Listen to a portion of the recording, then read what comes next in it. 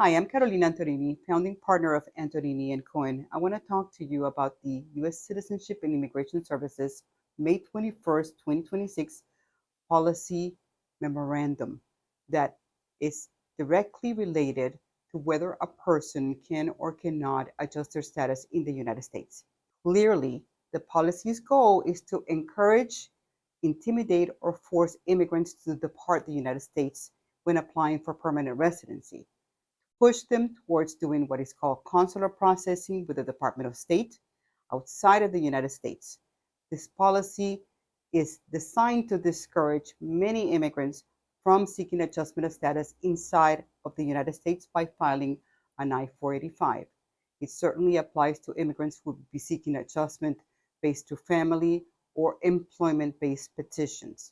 To be clear, this policy memorandum does not prohibit adjustment of status inside of the United States, but it certainly directs officers to consider factors when allowing a person to adjust locally.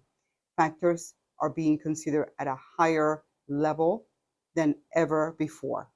It is important to note that recently, U.S. Citizenship and Immigration Services walked back the policy and clarified that they did not mean to set a new policy, that this is simply a reminder to officers to consider favorable versus negative discretion when making these determinations. This policy does not prohibit people who are eligible to adjust their status in the United States. It seems to simply raise the evidentiary bar on making people show that their cases should be granted in the United States as a matter of discretion.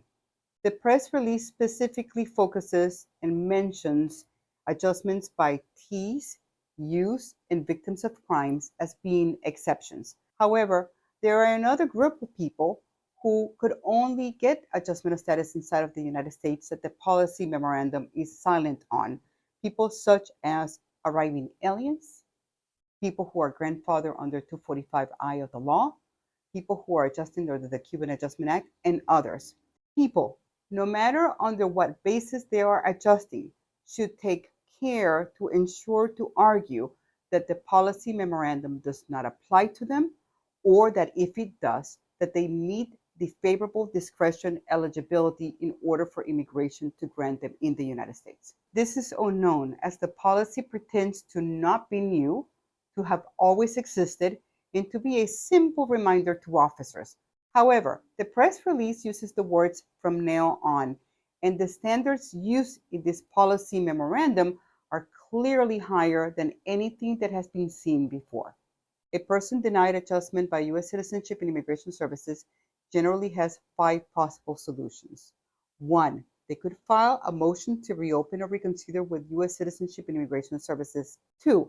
If they are denied, they could be placed in removal proceedings. And in removal proceedings, they can ask an immigration judge to consider their adjustment of status. 3. The person could consider consular processing. 4. The person could refile the adjustment with stronger eligibility evidence. And finally, the person could file a lawsuit against U.S. Citizenship and Immigration Services under the Administrative Procedural Act. Some people are eligible to apply outside of the country. Some people can only apply outside of the country. However, people who are in the United States who may be eligible to adjust their status in the United States can face some significant problems if they try to go outside to adjust their status. For example, if the person is from a country where there is a visa ban, or if the person is processing through a consulate which takes months or years to give an appointment. People could also experience long separation from their family or long stays outside of work. There might be additional bars that are born simply by leaving the country, such as the unlawful presence bar. And there are waivers that may be available in the United States that are not available outside of the United States. This is why it is imperative that you speak to an attorney before you make any decisions on whether you should apply for adjustment of status inside of the United States versus departing.